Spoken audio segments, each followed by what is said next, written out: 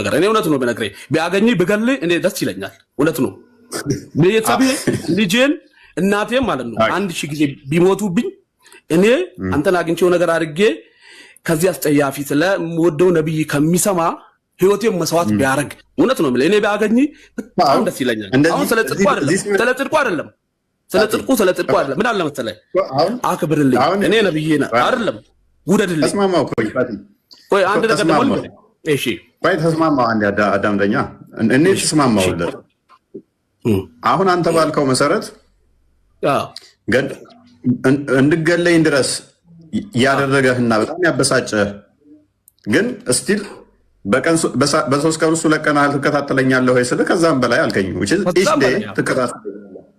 ሁሉ ቀን ተከታተለኛለህ ማለት ነው ስቲል ብትናደድብኝም ግን እየተከታተልከኝ ነው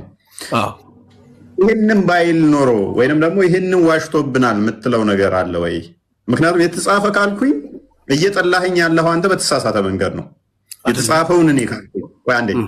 የተጻፈውን እኔ ካልኩኝ አንተ እየጠላኸኝ ያለው በተሳሳተ መንገድ ነው እውነትም ደግሞ ያን ነገር መረጃ የሌለውን እያልኩ ከሆነ ደግሞ አንተ ትክክል ነህ እኔ ስተተኛ ነኝ ማለት ነው ስለዚህ ለኦዲየንሱ ግልጽ ለማድረግ አሁን ለምሳሌ እንዲህ ትል ነበረ በነብያችን ላይ እንዲህ ትላለ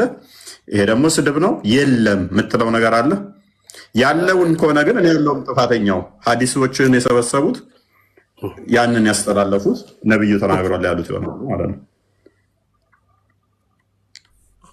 መታቀው አለ በ6 ወር ውስጥ ስለ ነብያችሁ ዋሽተሃል ወይንም ደግሞ የሌለ ነገር ተሳድበዋል የሌለ ነገር ብለሃል መጽሐፍ ላይ የምትለው መታስታውሰው አለ ሰማላ አው ፈቲያ ሰው ነገር ላለው ከማለት በፊት የሚቀድመው ምንድነው ይሄ ነገር አለ ወይስ የለም የሚለውን የምታስታውስ ከሆነ ተናገር እስኪ ወጣ አይኖርም አብዛኞቹ ስሜት ነው እሺ እፎይ